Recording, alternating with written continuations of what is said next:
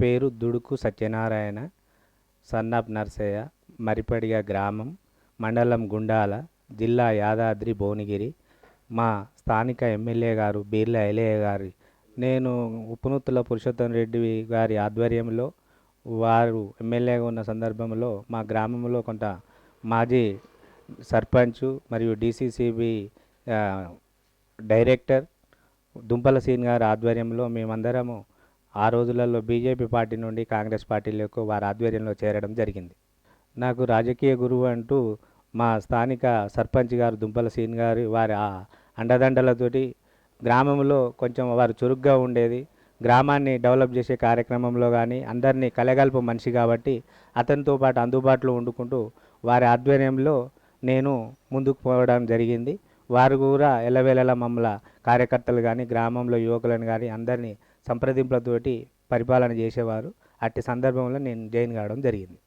ప్రజలు కొంచెం సమయం పాటించాల్సిన అవసరం ఉంది. ఎందుకంటే గత బీఆర్ఎస్ ప్రభుత్వం 10 సంవత్సరాలుగా వండుకుంటూ వారు రకరకాల హామీలు ఇచ్చిన హామీలను పక్కపెట్టి కొత్త హామీలతోటి ప్రజలను ఎన్నికలు వచ్చినప్పుడల్లా మభ్యపెట్టడం జరిగింది. ఆ మభ్యపెట్టడంతో ప్రజలలో వ్యతిరేకత వచ్చింది.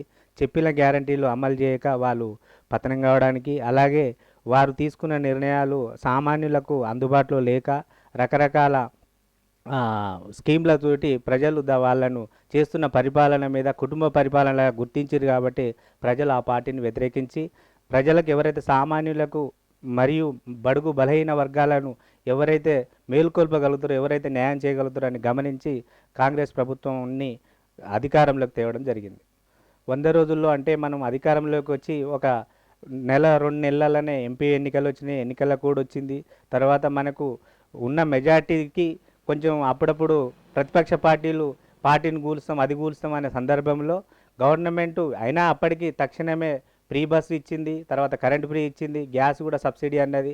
చాలా వరకు ఆ రోజులలో అప్లికేషన్ పెట్టుకున్న ప్రజల వద్ద అప్లికేషన్ పెట్టుకున్న వాటిలో 90% అమలైనవి.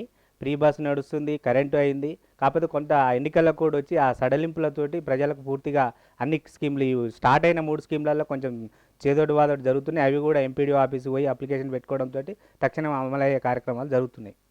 దాదాపుగా దాని మీద గవర్నమెంటు పూర్తి బాధ్యత తీసుకొని తర్వాత ముఖ్యమంత్రి వాళ్ళందరూ పరిశీలన చేసి ఆ కార్యక్రమాన్ని విజయవంతం చేసి ప్రజలందరికీ ఒక న్యాయం జరుగుతుంది. ప్రజలందరూ ఆ వ్యక్తి విషయం దానిపై పూర్తి విశ్వాసంతో 2 లక్షల రుణమాఫీ ఖచ్చితంగా అవుతుందనే నమ్మకం వచ్చేసింది. ప్రజలలో కూడా ఆ చర్చ విపరీతంగా జరుగుతుంది. కంపల్సరీ అవుతుందని ఒక నమ్మకంతో ప్రజలకు ముందుకు పోతుంది మన ప్రభుత్వం.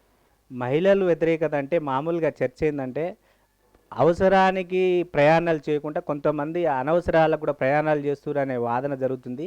అలాంటి వాళ్ళు మా ప్రభుత్వానికి మచ్చదేయకుండా మీరు అలాంటి ఏదైతే మీకు అత్యవసర కార్యక్రమాలు ఉంటే వాటన్నిటికీ ప్రయాణాలు చేయండి.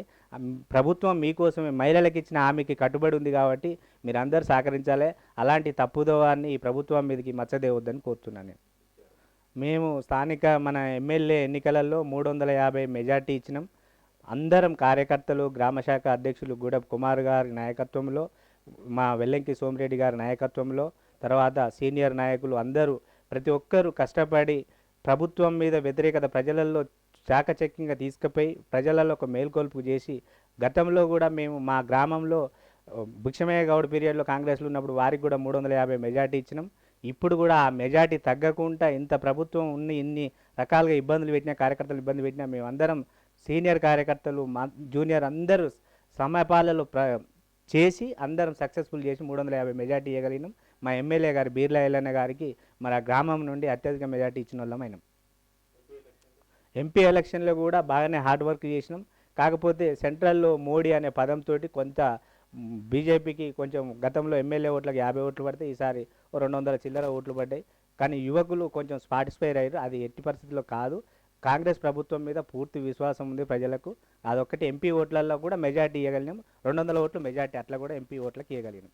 నేను ఎప్పుడు ఊర్లో గత 25 సంవత్సరాల నుండి పార్టీ కార్యకర్తగా వండుకుంటూ పార్టీలు పదవులు మారిన పార్టీలు అధికారంలో ఉన్న అధికారం ఉన్న పార్టీలను కూడా ఎప్పుడు అటు కనువెత్తి చూడకుండా నా పార్టీ కోసమే పనిచేస్తూ ఏదో ఒక రోజు రాకపోతుందా, మనకంటూ అధికారం రాకపోతుందా, మన పరిపాలన రాకపోతుందా అని వేచి చూసుకుంటూ నా బాధ్యతతోటి నేను పార్టీకి సేవ చేసుకుంటూ పోతున్నా. పార్టీ నన్ను ఆ రకంగా గుర్తించి, ప్రజలు ఆ రకంగా గుర్తిస్తున్నందుకు నేను సంతోషిస్తూ, నా అధిష్టానం, మా ఎమ్మెల్యే గారు, మా కాంగ్రెస్ పార్టీ గుర్తించి అలాంటి అవకాశాలు ఇచ్చినట్టయితే నేను పార్టీకి అంకిత భావంతో పనిచేయడానికి సిద్ధంగా ఉన్నాను. మేనిఫెస్టో అంటూ గ్రామంలో మనం గతంలో మా మరిపడిగ విలేజ్కి ఒక ప్రత్యేకత ఉంది. పార్టీలకు అతీతంగా గ్రామంలో ఎవరైతే సర్పంచ్ కావాలనుకునే విధానం ఉంటుంది. గత 5 ఏళ్ల క్రితం గ్రామం అంతా ఏకతాటిపై కూర్చొని ఏకగ్రీవ ఎన్నికల్లో ఏకగ్రీవంగా మన దుంపల్ సీన్ గారి సర్పంచ్ని చేసుకున్నాం. ఆ మంచి వాతావరణం ఉంది కాబట్టి ప్రజలు ఒక మంచి వాతావరణం కావాలని కోరుకుంటారు అనుకుంటున్నా నేను. అలాంటి కోరుకునే దాంట్లో నేను కూడా నా పాత్ర ప్రజలు గుర్తించిన నాకు అవకాశం ఇస్తారు, మా పార్టీ కూడా అవకాశం ఇస్తుందని ఆలోచిస్తున్నాను నేను. యువత కూడా గత ప్రభుత్వాలు డిఎస్సి కానీ యువతను రకరకాలుగా వర్తించి ఏదో మసిపూసి మారేడుకాయలాగా ముచ్చట చెప్పుకుంటూ యువతను 10 సంవత్సరాల నుండి ఎలాంటి జీవనోపాధి లేక, ఉద్యోగాలు లేక, నిరుద్యోగ భృతి పెరిగి కూడా ఈరోజు కాంగ్రెస్ పార్టీ అంటూ వచ్చి ప్రజలకు మా యువతకు న్యాయం చేస్తుందనే ఆశావాదంతో వాళ్ళందరూ సహకరించి మాకు ఓట్లేసి మా ప్రభుత్వాన్ని గెలిపించారు. కాబట్టి వారి కోసం రేపు మన ముఖ్యమంత్రి రేవంత్ రెడ్డి గారు కూడా వారు యువత డిఎస్సి కానీ ఇంకా రకరకాల ఉద్యోగాలు కానీ ప్రతి డిపార్ట్మెంట్లో అన్ని ఉద్యోగాలు ఫిలప్ చేయడానికి సిద్ధంగా ఉంది. ఆ రకంగా యువకులు కూడా ఆలోచించి నేటి యువకులందరూ కాంగ్రెస్ పార్టీకి సపోర్ట్గా ఉంటారని నేను భావిస్తున్నా. రాజకీయాల్లోకి మేజర్గా ఒక డబ్బు అనే ప్రభావం బాగా ఎఫెక్ట్ చూపెడుతుందని అంటారు. కానీ సిన్సియర్గా పార్టీ కోసం ఎవరైతే బాధ్యతాయుతంగా పనిచేస్తారో, డబ్బులు లేకున్నా డబ్బులు ఉన్న ప్రభుత్వం మన అధికార పార్టీ కానీ లేకపోతే ఆ పార్టీలో ఉండే కార్యకర్తకు కానీ భవిష్యత్తు అంటూ ఉంటుంది. మనం ఎలాంటి లొతుకులకు తావీయకుండా సిన్సియర్గా పనిచేస్తే పార్టీ అన్ని రకాలుగా గుర్తిస్తుంది. అందరినీ సమన్వయంతో పార్టీ కోసం పనిచేసిన వాళ్ళకు ఏదో ఒక రోజు గుర్తింపు వస్తుంది అని నేను అనుకుంటున్నాను.